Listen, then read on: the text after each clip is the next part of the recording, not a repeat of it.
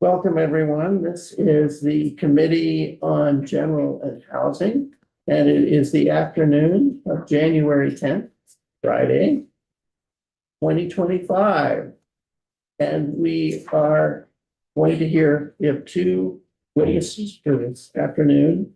One is Peter Tucker, who is the Advocacy and Public Policy Director for the Vermont Association of Realtors. And the next will be the Champlain Housing Trust. So, Peter, let's introduce ourselves to you first. All right. Emily Krasnow, South Burlington, Chittenden. Nice to see you again. Sonia Lamont, Loyal Washington District.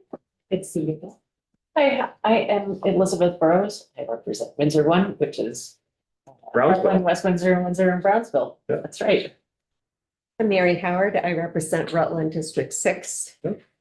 Gail Pezzo. I represent Chittenden 20 Colchester. I'm Debbie Dolgan. I represent St. Johnsbury, Kirby, and Concord. Tom Charlton, I represent Acton, Chester, Graft, and Linden.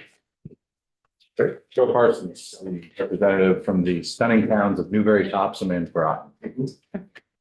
Theodore Dodge, I represent the best parts, as I like to say, of Essex Town and Essex Junction, the city of Essex Junction. Here, Ashley Barley, Fairfax, in Georgia. Mark Mahaly, and I represent Callis, Plainfield, and Marshfield. Peter, introduce yourself for the record and then tell us what you're going to tell us about your wisdom. I don't know if I have any wisdom. Peter Tucker, I am the Director of Advocacy and Public Policy for the Vermont Association of Realtors. I spent 25 years as a broker selling real estate in a variety of different areas. Took on the role of advocacy. I'd always been a volunteer with the Government Affairs Committee, and then took on the role of advocacy in 2020, kind of a COVID change for me. So it's been a very interesting process. First couple of years, almost entirely by Zoom. And now, being in the State House with you folks has been great over the last couple of years. Our focus is on housing, on home ownership, and property rights, private property rights. So that's kind of the angle that we come from. And what I wanted to do is give you a little bit of background on our organization, a little bit of an update on the market itself, and and then touch on some of the housing work that we've been working on. So with that, the Vermont Association of Realtors is a group of about 1,800. Well, let me say, last year it was 1,800 members in our organizations, spread around the state pretty uniformly. It does look like our membership has dropped off this year. It's something that we kind of anticipated as the market cooled a little bit. We, much like most of Vermont, we're an aging population, so a number of folks retiring or moving elsewhere. But we are part of the National Association of Realtors. We abide by a code of ethics. In Vermont, real estate licensees totaled around 2,300 last year, with 1,800 of those being our members. So there are non-realtor licensed real estate agents and brokers in the state, but it's a fairly small percentage. When I look at statistics, I think that the Realtor Association does about 3/4 of the transactions in the state of Vermont on any given year. I just wanted to touch briefly on our leadership. So we have volunteer leadership. The 2025 president is T.G. Glazer. He is a gentleman who actually was president in New Jersey. We have 1,800 members. New Jersey has like 30,000 members. But his mom and dad here, he's come to help with them. And so he's stepped up to be our president for this year. Kathy Sweeten is our CEO. That's who I work with. And our staff is 4 people. So it's not a huge staff. I do my best to get around the State House to committees that are important, but it's always a bit of a challenge. But we really try to keep our members informed on what's going on here. and to advocate for their, for their business, responsibilities. So I work with a government affairs committee that is at least one member from each board of realtors that we have. We have 9 boards in the state of Vermont right now. Some have multiple members on the committee. It is a good group of people that are experienced in real estate, that can look at public policy and really provide me with the guidance that I bring to you. Those are regional boards. They are regional, yeah. It used to be by county, but it's kind of, some have gelled. We actually, Addison County is just, kind of been absorbed by the Northwest Board of Realtors, which is Franklin and Chittenden counties. So, you'll start to see that, the amount of volunteer efforts that it takes to keep a board going are challenging. Getting new leadership involved is also a challenge for us. So, we're seeing that kind of consolidation going on. The Houston Association of Realtors is like 5,000 members and we're 1,600. So, that is something that just seemed, really had to happen. In terms of the market, what I didn't want to do, I went back over, we have a multiple listing service. We have fortunately one in the state, so it's pretty easy for me to look at statistics. And just, looked really at single family homes and, what we saw obviously in 2020, 2021 was a huge increase in the number of sales in real estate. It went from, roughly 7,000 units on single family homes in 2019 to 8,300 in 2020, 8,390 in 2021. And then it cooled dramatically in 2022, dropped back to about 6,600 units. We are seeing slightly less units now. But the point that I wanted to bring to you is that while, the number of units we're selling is going down a little bit, and we expected that in the marketplace, that median home prices starting in 2019, 246,000, and have continued to climb 325,000 in 2021. And in 2024, up to 415,000, the median home price, that's the middle of all the homes that are sold in Vermont.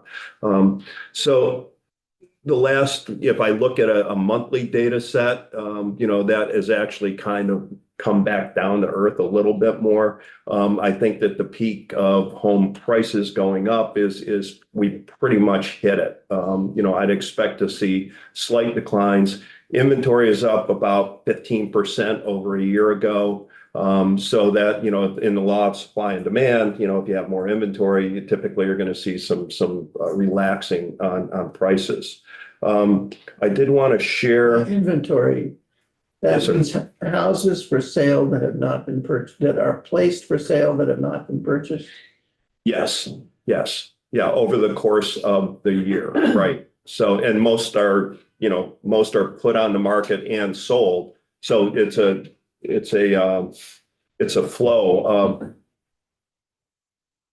sorry, from associated, there I am. Okay. It's a flow that goes, flows in and out. Let me just get this up. So one of the things that I wanted to offer to this group and really to the public started. Yeah. Can I ask a quick question? Sure. For inventory, is it just single family housing? Or are you looking at everything that's? Well, we can look at everything, but the numbers that I've been referring to are single family. Okay, I just wanted to. Yeah, right. Not sure. The content of this meeting. I'll tell you what. Oh, I gotta Let's wait 1 minute until he gets his. Yeah. Are you having trouble here? Can you help him out? Says, Maybe just exit out to stop share. And then try starting again,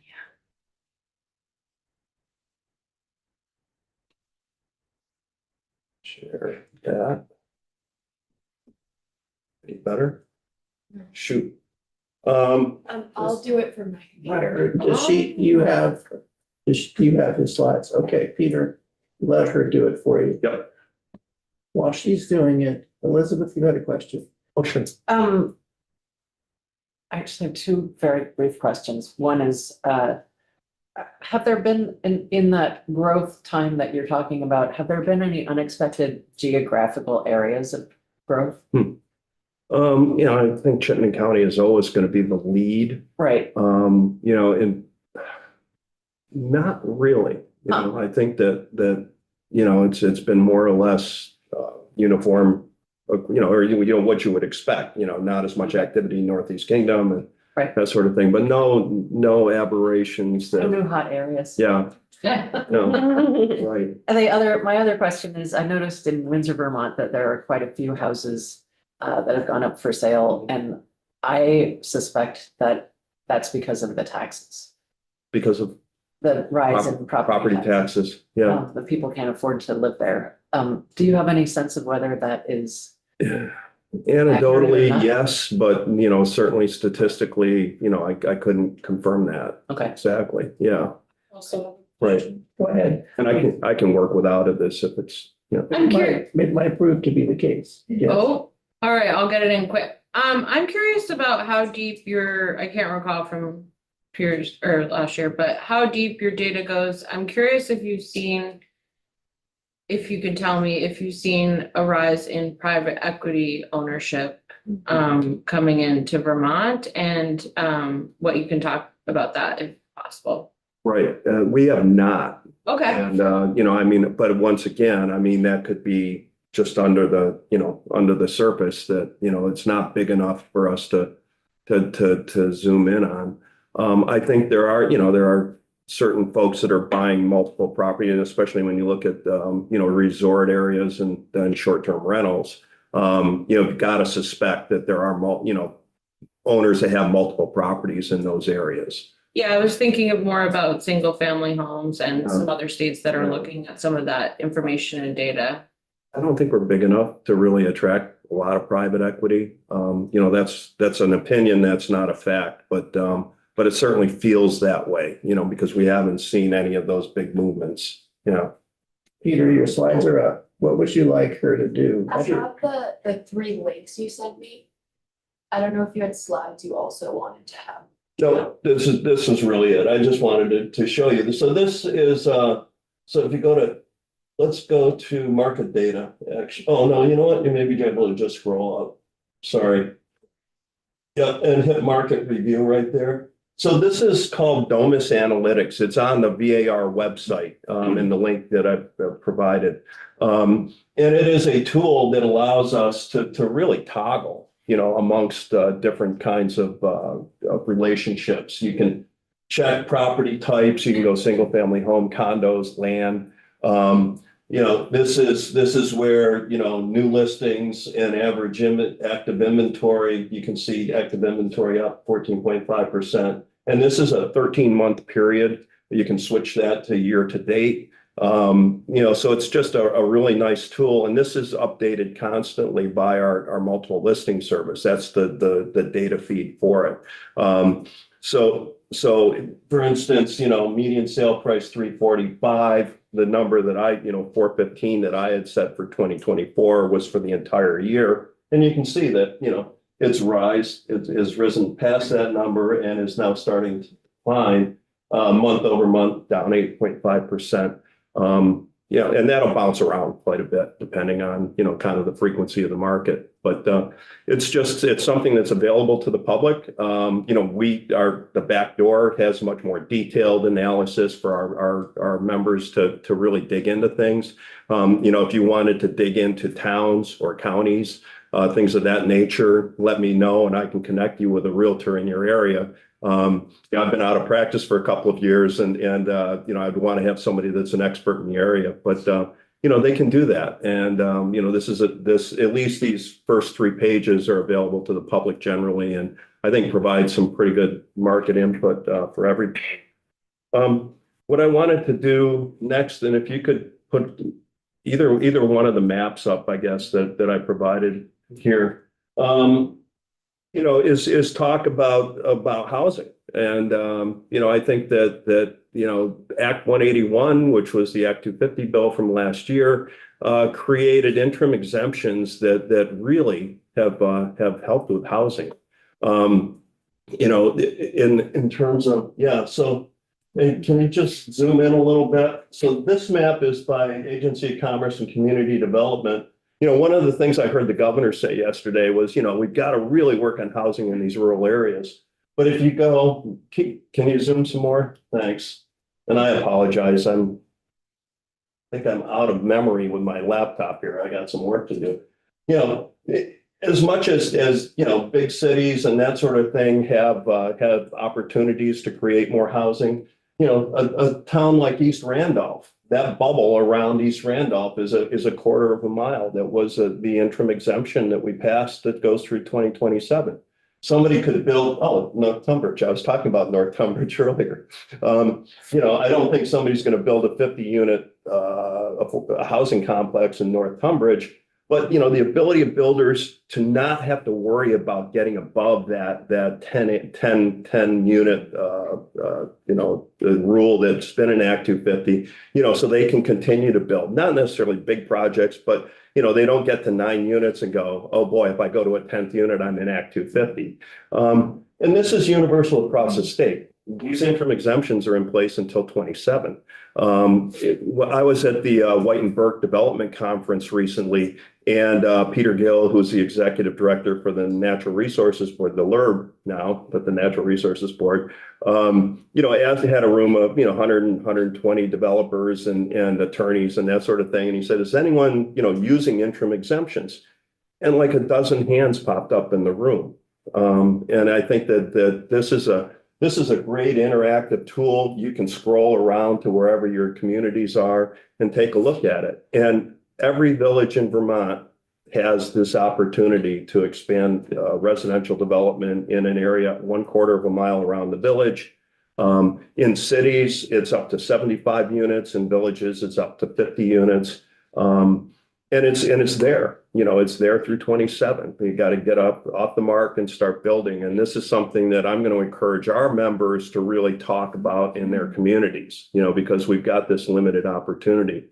As it goes down the road, you know, it'll be a more formal area. You know, one of the things we testified to last year in Natural Resources was the fact that, you know, we're going to have to really start to consider how we manage river corridors as they go through basically every city and town in the state of Vermont.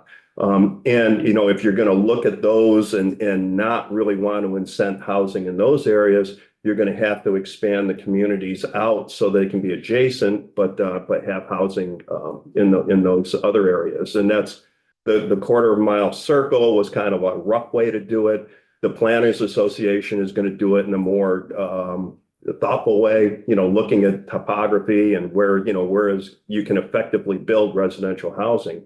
So, you know, it's happening, it's started. You know, in terms of housing, you know, I think that you know, still require local zoning and planning, and there maybe is some opportunity there to help municipalities kind of either through by right zoning or, you know, just looking at the way that they do their zoning and planning to be more effective in terms of the creation of housing. So that's very important.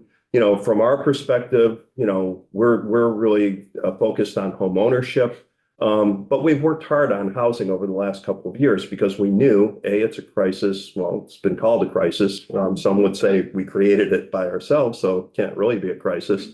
But it really is something that we knew we needed a lot of rental housing. Renters become homeowners. You know, certainly the cost of construction, which Maura touched on this morning, is something that makes building a one-off single-family home, you know, incredibly challenging at this point. You know, it will happen. I think it will happen because now a builder can build in their communities, not feel like they're hitting that 9-unit limit, and then, you know, having to go through all the Act 250 stuff. But there's still good regulation by the local municipalities. Peter, if I might ask. Yes, sir. Is the $415,000 for the year 2024 Yes. price? Do you guys collect or have access to data that would disaggregate that in terms of new construction? No. Okay. Yeah, I mean, these are, you know, so our our place in the marketplace is usually existing homes. New construction, you know, while realtors do have certain relationships with builders, many builders have a tendency to offer their properties independently, you know, and you know, so we're less involved in the new construction sales than, you know, less than 100% for sure, you know. Thank you. Yeah, yep. And can we put up the other map? Just really quickly, this map is great though. This is really cool to kind of toggle around and you can click on all the bubbles. Yeah, and that's the map that I wanted to get to. So Vermont Public just did this article that shows the interim exemptions that have been are in process or have been approved for development. And so, you know, so you can say, I think there's 13 around the state at this point. And it really does speak to the fact that sometimes when you do things, it actually works. And you know, I really believe that this is very productive. And these are projects that, you know, could handle, you know, 15 or 20 units, but now they're saying, hey, we'll do 35 because we're going to be underneath that 50 unit threshold and we can get this thing going, you know, 75 units in a city or town or in a city. So it really does just speak to the, you know, to the fact that the legislation passed last year is having an impact, and most of these are multi-unit affordable rental housing. And that's, you know, what we know, we can produce the fastest. It pencils out better when it's a bigger unit. And that really has helped these projects get off the ground. And, you know, and it's going to provide a lot of housing for Vermonters. So, you know, we really feel that's a positive impact. There goes my computer. Yeah. So I just wanted to also give you a little bit of an update on the regulatory issues that the National Association of Realtors especially has been addressing over the past several years. You know, you may have heard about a lawsuit against the realtors that we lost. You know, it's called Antitrust. Was it? Yeah, it really was antitrust, you know, and the Mr. Stitzer, who was the original complainant, was a seller of real estate, interestingly enough, because most of this ends up being, you know, buyer changes to the way we treat buyers.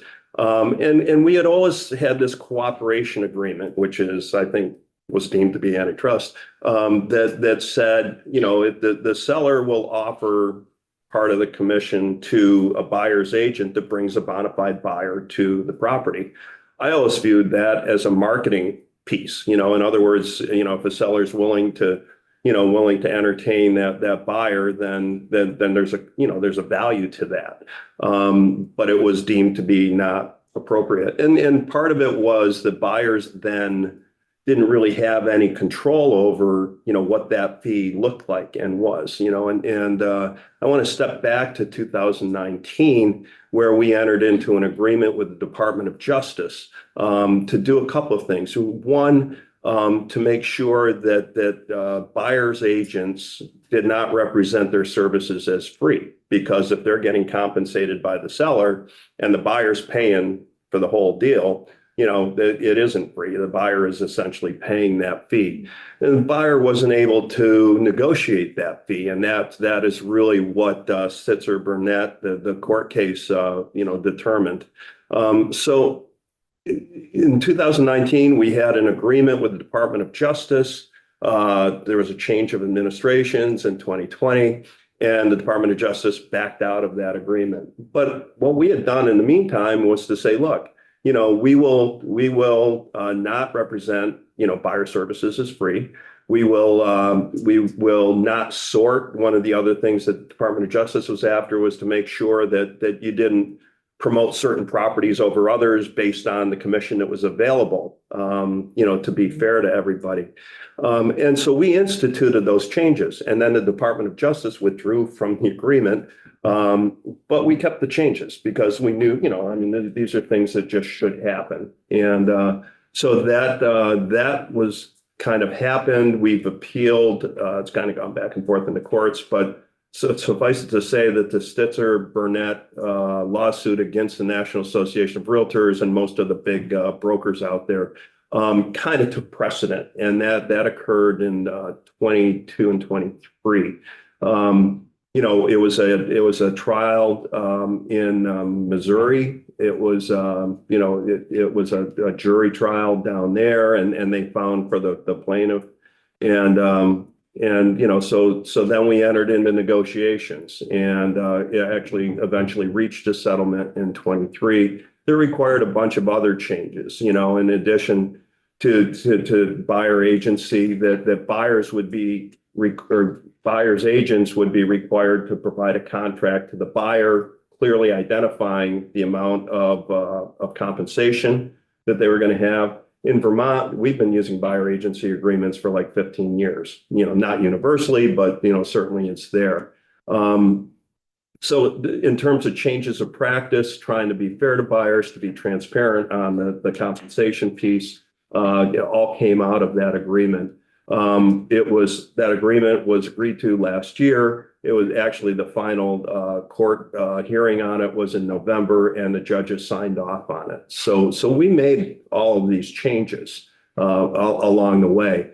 And I think that especially Vermont realtors were, already in very pretty much our practice was up to speed on all of this stuff. But there's been a lot of notoriety in the press. This is going to cause, upheaval in our industry. It's possible some of the folks that are not renewing their licenses right now are part of that, possibly. But, we really feel like, we've been doing it right all along, that we try to be clear with buyers about, the way the compensation model works. Sellers can still offer compensations to buyer's agents. That hasn't changed, but it can't be listed in our multiple listing service. And much like the DOJ thing, we can't sort to get a better deal, from the broker's perspective versus, what is in the best interest of the buyer. I never even figured out how to sort them that way. So, my buyers saw what they could see, and, in a tight market, typically you're showing what's available. So. Here is just a question going back to one of your slides. Okay. So you have this on your website, you have all this data Yes. and it comes from your MLS sales. Yes. Sales or listings, but it is fed by our multiple How listings often is it updated? daily.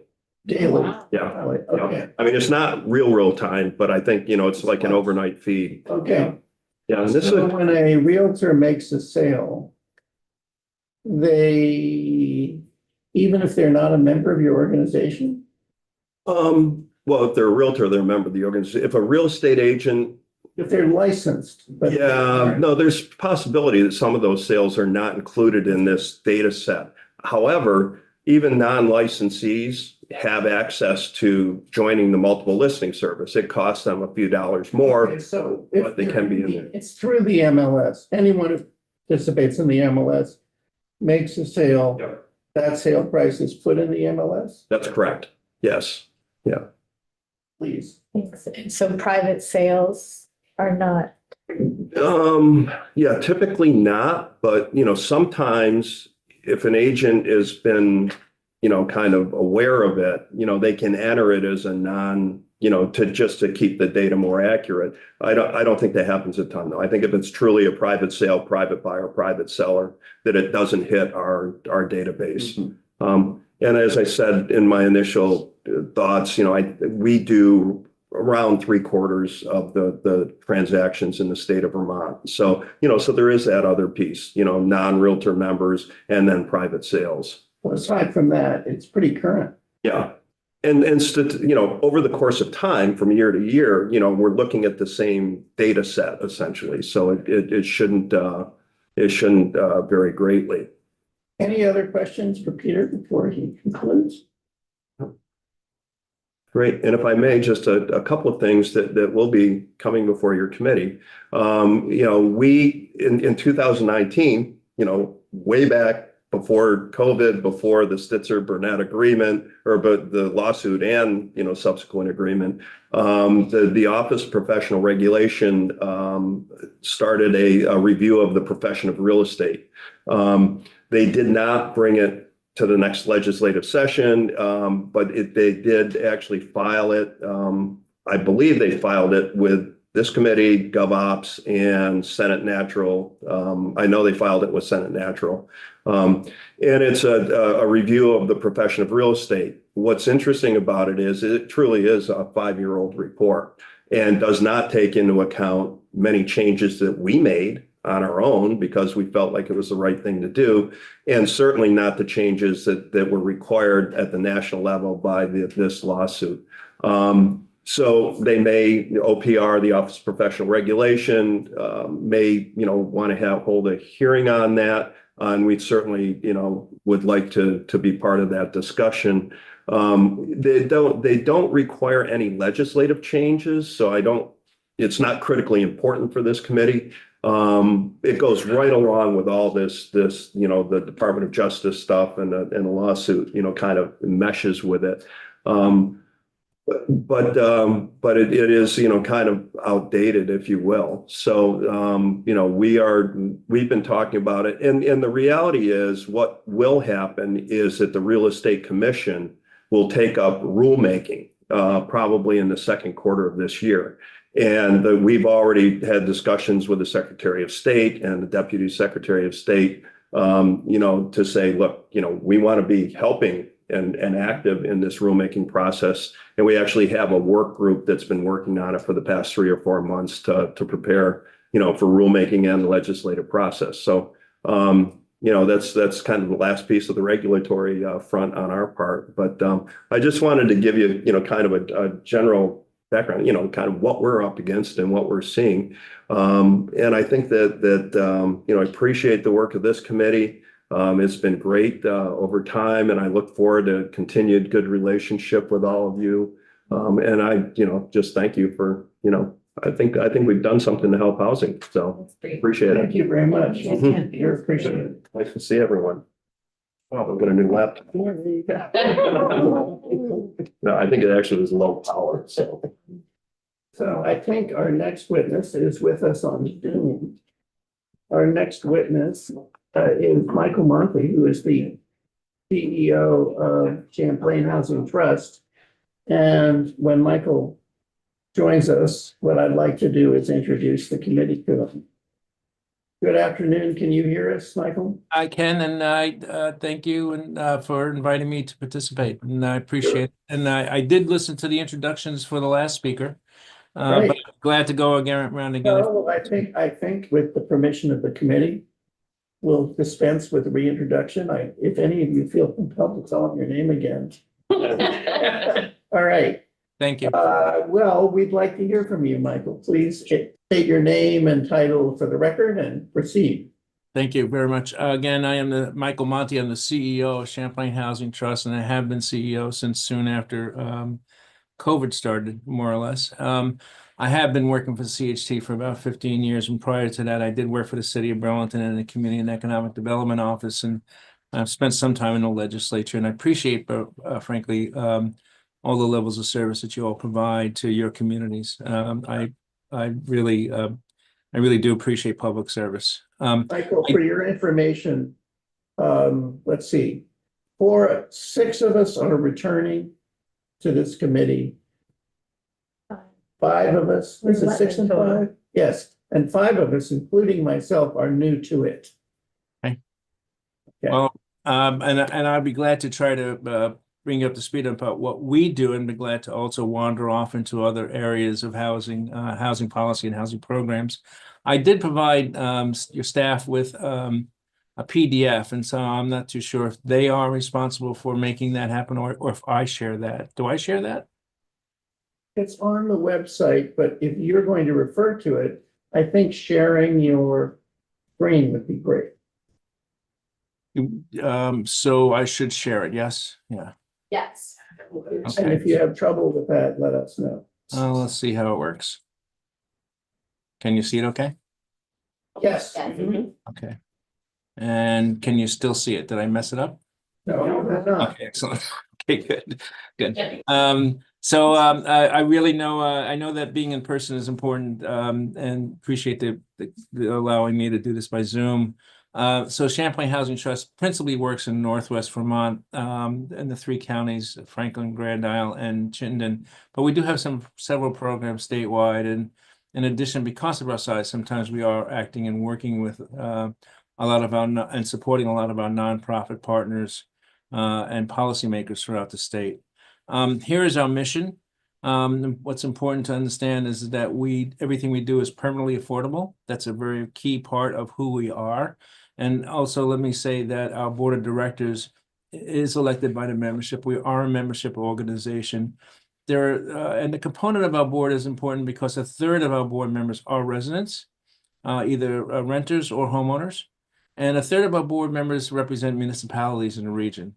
And so Winooski and Essex and even the whole Chittenden County, as well as St. Albans City, all have some representation on our board and bring an understanding of municipal government and municipal needs to the board and to our organization. We sort of think in terms of a housing continuum, and the work we do works both within homelessness as well as all the way to home ownership, and we play in all of these areas. Thinking that safety and security and mobility are the key aspects of all housing, that housing is essential, it's a right in many ways, and that what we try to do is move people from homelessness into home ownership, certainly into rental housing, so that they can no longer be homeless and be a burden on the community. So this is a representation of that. Let me just say that again, 3 counties, but we do have programs throughout the state. This a fairly large organization, and the shared equity number of shared equity homes is actually 684. We work with Habitat for Humanity, and so they've been busy, and I didn't get a chance to upgrade it. 2,700 apartments scattered throughout the 3 counties, everything from 3 duplexes all the way to four-story buildings with elevators in urban areas as well as in rural areas. Going from Enosburg all the way to Heinsberg and everywhere in between. Shared equity homeownership is a key part. I'll spend some more time on that. An important part of what we have done over the last handful of years is really support commercial spaces and community facilities. Essentially, often enough, for instance, we have a hairdresser and we have a barn, we have a variety of different kinds of retail users in many of our buildings, which are in downtown locations. But also we do community facilities. So we have community centers, and we support Feeding Chittenden and a range of other nonprofit organizations in our work. 5 different loan programs. I'll outline those later. A lot of assets to manage overall. Our operating budget doesn't represent necessarily all the capital work that we do. This is what we need to work and operate. Just the programs and the rental housing we have, and 150 or so staff. Here's some of the impact we've had over the past year. Again, 300 different households received rental support from us through our affordable housing rentals. But we have a robust resident services program now, and that has been critical to keeping people housed as well as supporting people who may be facing some kind of a condition or crisis. 35 different homeowners over the past year, and we'll go over to the shared equity home ownership in a minute, but quite a few number of homeowners every year, and I'll give you an example of the pricing in a little bit. Community home education programs, financial counseling and education, a very critical part.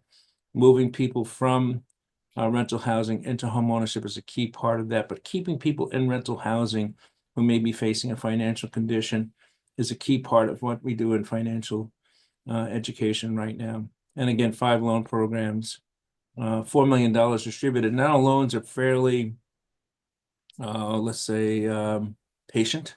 You're not paying high interest rates. Usually they're due at sale or at a very low rate or even forgiven. A very diverse apartment portfolio. We actually operate a couple of shelters, but provide actually the buildings for shelters. 3 in St. Albans as an example, 1 in Colchester, a couple in Burlington. And really are, in some cases, we're operating a couple of those, but often enough, what we're doing is providing the real estate, the buildings, so our nonprofit partners could actually do the work of providing shelter. But you can sort of see a really diverse kind of diverse real estate portfolio, not just plain old rental housing, which we have, and for a range of incomes, but really a wide range of different kinds of properties available. And we think that that's good. It provides a lot of opportunity and flexibility, as well as sort of diversity for sort of the range of needs that are out there in the community. Here's just a picture of a new development that's going up. It's a drawing, it's not real at this point. It is the Post Apartments. What we did is we bought the property from the the Veterans of Foreign Wars, and are going to replace and create a new Veterans Center operated by the Veterans of Foreign Wars on the first floor. Their building was not quite doing it anymore. And so they needed us to come in and we developed a partnership where we purchased a property from them and are providing them the space they need to do support and work for Veterans Center. The other part of the building, actually the ground floor, will have the Community Justice Center on Burlington located at that. And there'll be 38 apartments with a preference for veterans in this building. This is located on South Winooski Avenue in downtown Burlington. Here's another great example of a fairly diverse kind of project here. We have single-family homes being built right now by Snyder Homes. And we also have a range of rental housing being developed. I think it's a total of 94 or so homes of different types and different sizes. This is in Shelburne. This is on 5 acres of land. 26, you can see 26 home ownership units. Those are all going to sell around 160, 175, maybe $180,000 each through our shared equity program. And they are now building those, as well as the rest of the property is also under construction. There were 2 buildings in the back, which we have preserved and saved, and some new construction going on the road itself. Shelburne has been very supportive of this development. We're very happy with their partnership. Some of you may know or at least seen Cambrian Rise. It's on North Avenue in Burlington. It's done with a private developer, Eric Farrell. We've partnered with Eric before. Matter of fact, often enough, we are partnering with Snyder Homes or SD Ireland or other groups, other private developers, and are taking a part of this development for affordable housing. We own one of the buildings here in this location. Now we've owned it for about 5 or 6 years. We've developed it called Laurentides, all rental housing. But our next phase is 70 apartments and homes, 40 apartments, 30 shared equity homes. They're going to be built right on the edge of the property. It's a great property. It's the old orphanage owned by the Catholic Diocese. It's adjacent to 12 acres of land and a bike path in the waterfront. And we'll be looking to sell those homes as well for about $175,000, $180,000 each. The rentals, all our rentals are going to be within the typical tax credit partnership range. So we'll see things like 1 bedrooms for $1,100, $1,200, usually all included in that expense. Here's another development, Heinsberg. This has got a range of different kinds of uses. We have rental housing here. We are also providing a number of sites for Habitat for Humanity, which we partner with regularly to create single-family homes or duplexes in this case, or triplexes in this case, and they will become shared equity homes. So they're building the home ownership units essentially at a very good price for us, and with them, we provide the land for them. And then also we're doing tax credit apartments, and then a private developer is also developing then about 10 homes on this site. And in addition, there's a daycare center here. This is right off of downtown, the village of Heinsberg. not far from CVU. CVU is the high school, and was land donated to us by the owner of NRG. And so we've taken advantage of that, and that development is pretty close to being financed. A lot of what we do is service enriched housing. We make sure that people who do come into our housing can stay and aren't displaced because they may face a range of conditions in their lives. Either they're working through early mental health issues or other kinds of health issues. And we are there to continue to support them, make sure they stay housed and do not find themselves homeless in the community. Here's an example of we've over the last 10 or so years, we've bought about 10 different hotels and converted them to other uses. This is the former Handy Suites across the street from St. Michael's College. This particular property had 30 or so rooms in it with kitchens. Some of this was converted to offices for steps to end domestic violence. The rest of the 22 apartments are now serving people who face domestic violence and are victims of that, them and their families. And this is a great example of where we are engaged in sort of buying the real estate, improving it, making it ready so that a nonprofit organization could be able to actually serve the people they serve, often enough at a price that is much, much more affordable because of the work and how we do it. We operate the Pods community. The city of Burlington built it. We operate that. We expect that that's going to continue to be operated by us for the next few years. Decently successful in moving people off the streets and into some safe environment. An example of some existing property that we bought. This is recovery housing. This is in Essex. This is at 40th and Allen. And we work with the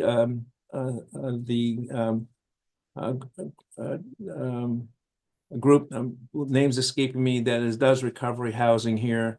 And so we have about 32 beds in 2 buildings where people who are recovering from a drug addiction or alcohol can live in a community and support. And this is an example of a building we bought from UVM and converted for that use. Here is the old North End Community Center on one side. It's an old Catholic school, which we converted, which now has a child care center, an event hall, and a family room, and a children's theater, and associations of Africans living in Vermont, which provide support for refugees. And that building, and that we've done that now about 3 or 4 years ago, maybe 5. And on the other side is the O'Brien Community Center, which is a building that is operated by the city of Winooski, which we're going to be purchasing from them. We're going to be redeveloping that whole property, creating a dental clinic, community health center, as well as expanding the library. Right now, the city of Winooski, probably for the city of its size, is the smallest library in the state of Vermont. And we're going to be making a brand new one and improving that dramatically.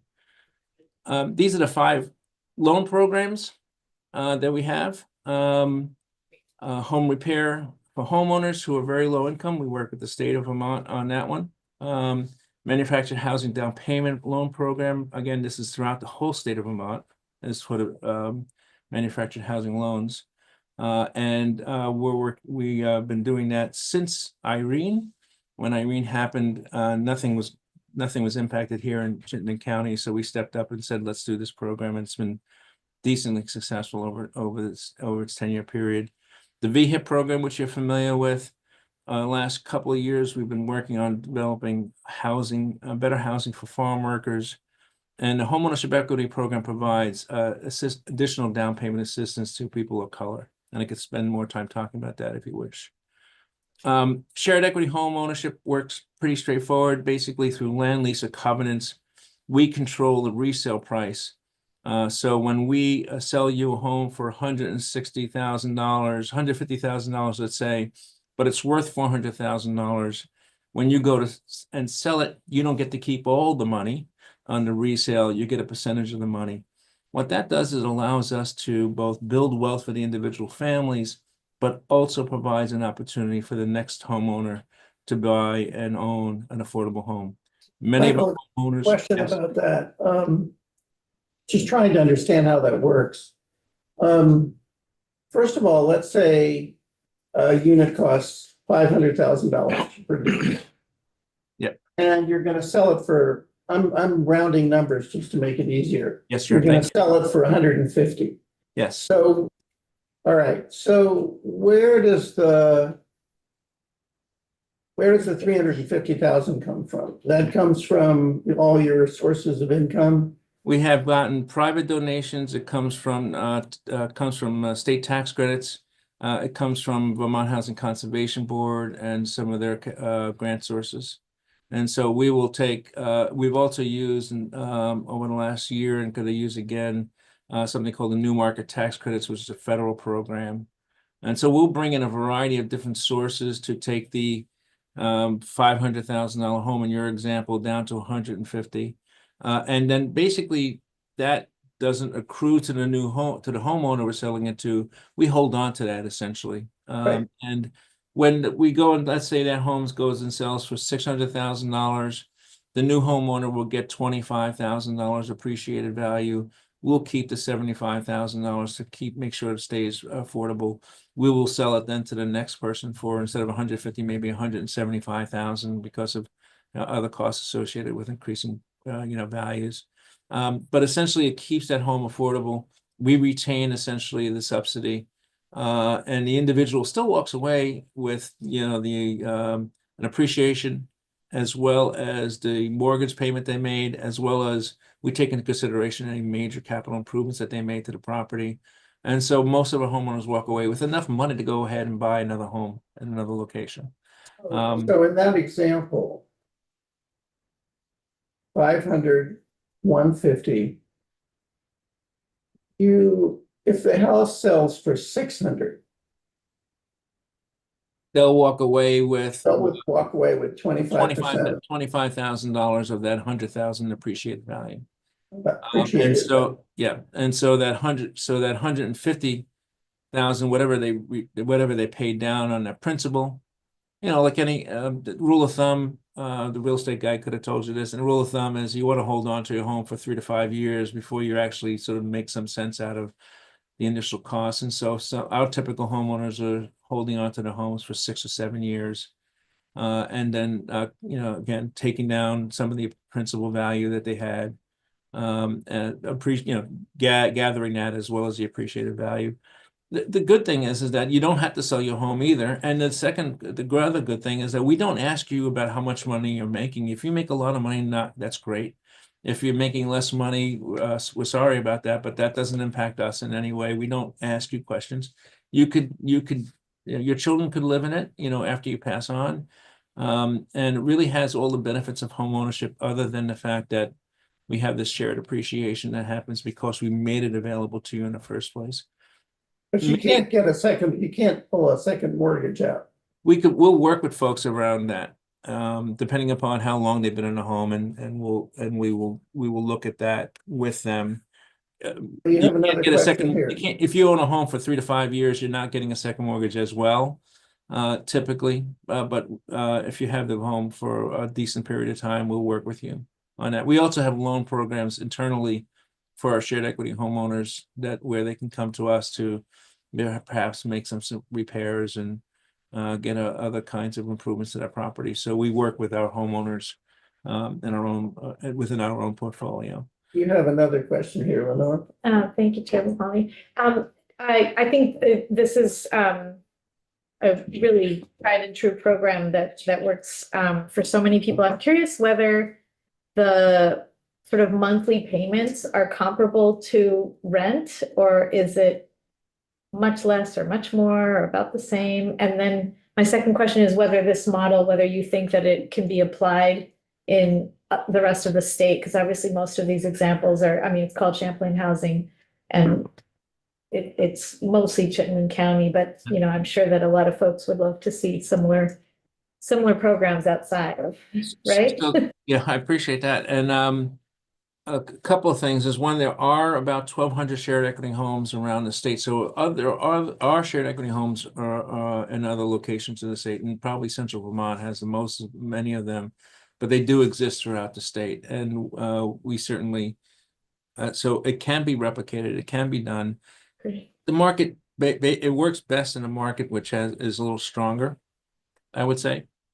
But I would say that many of our renters, many of our homeowners will pay less in homeownership costs than they do in the current rental market. And often enough, when we look at a property, for instance, we have converted duplexes, 3-bedroom, 3.5 bedrooms, 1.5 bath garages, really nice homes. And we converted those from rental housing to, which we bought from a private developer, to home ownership, and our costs were less under home ownership, but you're still actually generating wealth because you're right, you own some level of the appreciated value in the future, and you're reducing, you're paying off your principal payments, and so you're actually returning.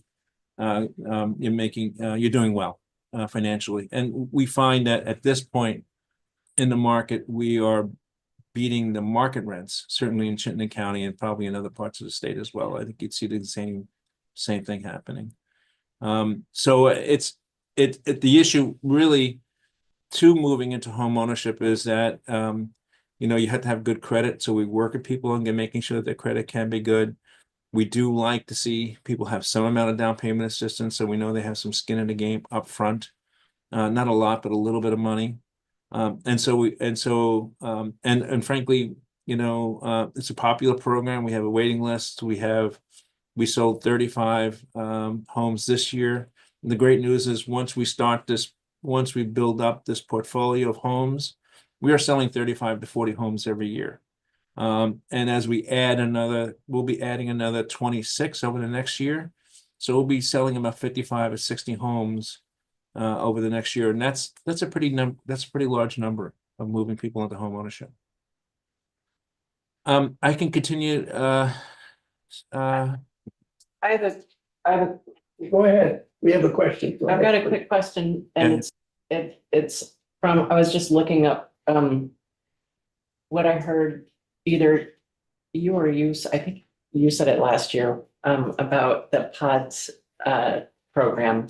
And I was just looking up last year at this time, I think it was an 8-month waiting list for the PODS program. And I wondered whether that had improved at all since last year. It hasn't improved. I think moving into when the city had the idea of creating the pods and we took over management of it, the idea was that nobody would stay in the pods for more than 6 months, and so therefore then an 8-month waiting period would be silly. Of course, you'd just be able to have the turnover you needed. Truth is that we have no place to move people, or we didn't have many places to move people. It took really 9 months to a year before we started to be able to do that. And, it has happened. There has been turnover and new folks have moved in, but the waiting list, I think, is still pretty long. I haven't checked it lately, but I remember at some point it was about 80 or so folks who wanted to get in. And it's been slow moving people out of the pods. It's not a failure of the program necessarily. It's really a failure of the market in terms of our ability or anybody's ability to create additional places for people to move to. Has the waiting list gotten longer than 8 months? I haven't really thought of it in terms of months. So I would have to say that I think the waiting list is, there's at least 3 times the number of people waiting as there are pod rooms. And if people are moving out 9 months or a year, you could sort of see that in fact, it's a long waiting time. What it has done is it has gotten people off the street. People are safer and they are more secure. It really, instead of it becoming shelter, has become more transitional housing for folks, with a lot of support and services. And interestingly enough, I just got an email from one of the neighbors. The people who are neighbors to the pods weren't happy about the pods being there. One of the people from the pods moved into the affordable housing next door, owned by the O'Brien brothers, Mackenzie House. And I got a note from one of the residents of the Mackenzie House saying, thank you so much. I see what you're doing now. It's appreciated. The level of support, the level of support you have given to this individual to be successful is paying off. He's a great member of our community. it just takes some time, for the folks who are moving into the pods, some amount of time for them to be successful in regular housing. I can't see you well, so I'm gonna move on from shared equity. Yeah, no, that's fine. That's fine. Thank you. Okay, all right. I don't know if you need me to actually talk about the various factors influencing the market. I think you probably know that now. These are the factors that we know are influencing the most vulnerable folks that we have. This is causing, I think, some of the crisis that we do have in terms of homelessness right now in Burlington. From a macro market forces, these are the things that we see in terms of impacting the market. These are the things that we know about that are creating conditions which are making it difficult for creating more affordable housing just on a market level. So I just wanted to share those two particular slides with you. And with that, I could end it. I could take the slides off and I could see you if that's okay, unless. I think that's okay. Thank you. Okay, great. All right. So I'll stop, and any questions? I know I've used up my half hour. Any further questions? I have a feeling we're going to hear from CHT again. Yeah, I have one more question. I don't know if you can answer it. It's just but I wonder whether you have any sense of whether the mental health and substance abuse problems faced by people who don't have permanent housing, whether it's a cause and effect thing, whether people are homeless because, or to your mind, caring for these people and helping them get, on their feet. To what degree is the mental health and substance abuse factor caused by homelessness? So it's a great question. I don't have necessarily real data. What I would say is that you can't get better unless you have a home. Almost impossible, right? So you may go into being homeless because you have made poor decisions or you have bad executive functioning skills, and as a result have become homeless, and then your mental health deteriorates, and then you may in fact find solace in taking drugs. That seems to be something of a cycle that we see. And I would say that I would say that if I talked about homelessness a decade ago, I would give a larger number of folks who are economically homeless. And I think that's still actually the key issue here. It's economic issues that are creating the homelessness, meaning there's not access to affordable or lower income housing. But I would also say that many people don't become homeless because they lost their job just solely. It's usually a range of other things that are creating that condition. We didn't have a robust resident services program internally at CHT 5 years ago, meaning we had a few folks who were doing that work and it was good work. But now we have 12. And seeing that, in fact, what we needed to do was do more to support people. And that's just the folks who are not working in homelessness. Those are the folks working with people who are housed. So I see a rising healthcare, I would say, concern. And when I say healthcare, I think of mental health as well as substance abuse disorder as issues that need to be addressed. We're doing whatever we can, but it's been the systems out there are not as strong as they could be, as far as I'm concerned.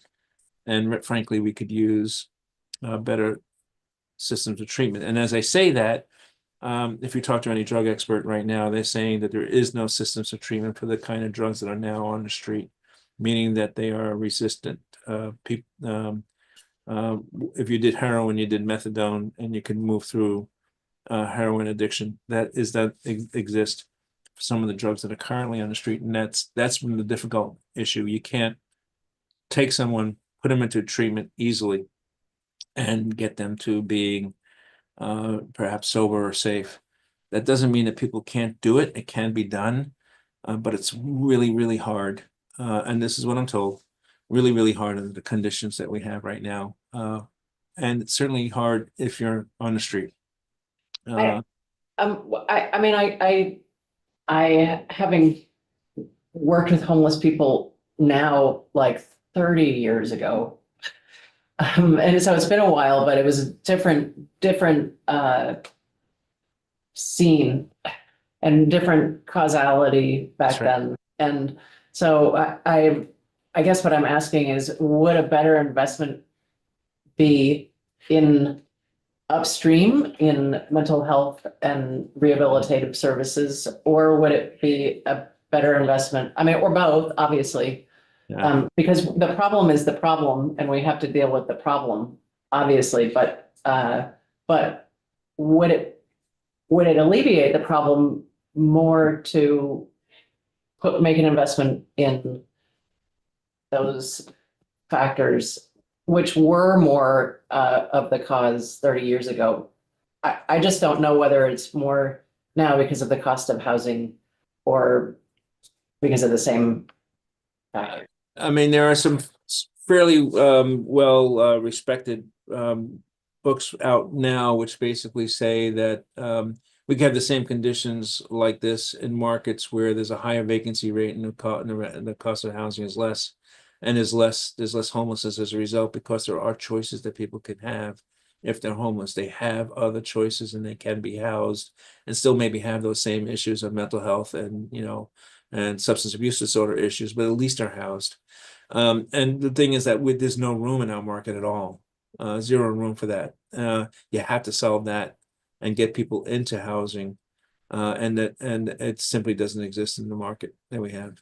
So I'm trying not to avoid the sort of direct question, which is, housing. What we always say here is we need housing and services right away. We need housing and we need to be able to get people to be healthy and permanently. Yeah, of course. Yeah. And really there's no other choice about it. You can't just do the health services, the mental health services, and not have a house for people to move into. Of course, Yeah. of course. Yeah, that wasn't what I was asking. I was Okay. just Sorry. thinking about kind of, I think about the state's responsibility in mental health, as far as people who have become mentally ill because they are homeless because of something that we have done as a state. And what responsibility does the state have for, because compounding all of those things together is a much bigger problem than each of those disparate for an individual. What I think I would suggest, given that it's almost 10 minutes past. Sorry. Don't apologize at all. I know we're going to have CHT back here, and I know we're going to have some specific discussion of special needs housing. And at that time, Michael, I think what you're hearing is people want to talk about financial trade-offs. Do you put your money here or do you put your money there? Yeah. And that's what we face. And so both isn't always the answer that will work for us. But if I might suggest that we wind up now, is that all right? Yep.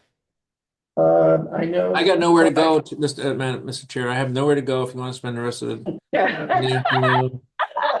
We could order drinks and stay a little longer. 3 o'clock, that's fine. I think I would like to remain chair of the committee. Okay. All right. Fair So, enough. Michael, thank you so much. Appreciate it. And I know we'll be hearing from CHT in the near future. Okay. Thank you very much for the opportunity. Thank you. so much. Thank you. Before we go offline, everyone, first of all, have a good weekend. I hope you enjoy yourselves in some way. And rest up. On Tuesday, we have the floor at 10. And then at 11, we will convene. So We have to change this. Oh, we do? Yeah, at 10:30 after the floor, we have the sexual harassment training. Thank you. Is that, okay. I learned from Representative. Yeah, the speaker sent out an email. Okay, good. And you were actually reading. I was, it doesn't always happen.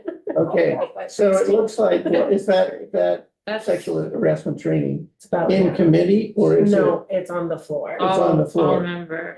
Okay, so we'll just have to adjust. So if at 10 o'clock's the floor, then that training, and we'll know then when we're gonna reconvene here.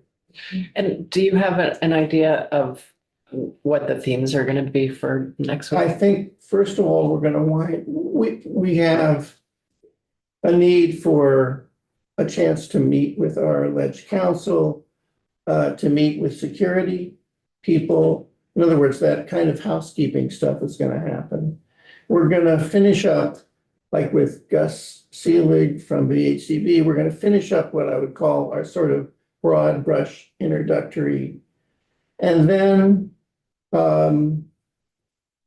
we're gonna start hearing in what I would call housing production, which are problems that, just getting right to the question of how do we produce more housing?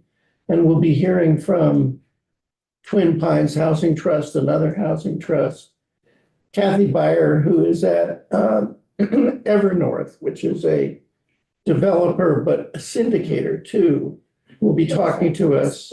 Well, that's what she's going to explain. That's the whole thing. She's going to explain syndication.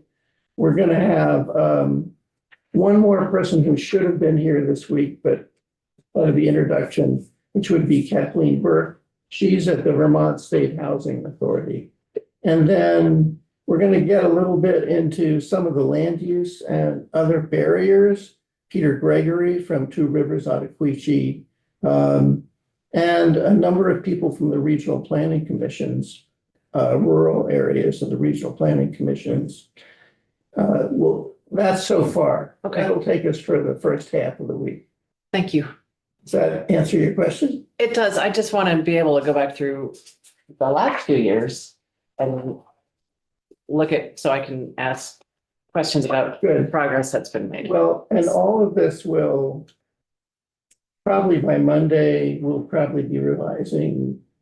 Magali and I will revise. I'll run it by you guys and The agenda as it is right now is posted online if you would like to. review it, it's but just not entirely accurate because of the sexual harassment training. I Oh, you put that in? You updated? Okay, so we're fairly far along. But not there. What time is the training? 10:30. 10:30, probably right after the floor. So thank you very much. That concludes the hearing for today. And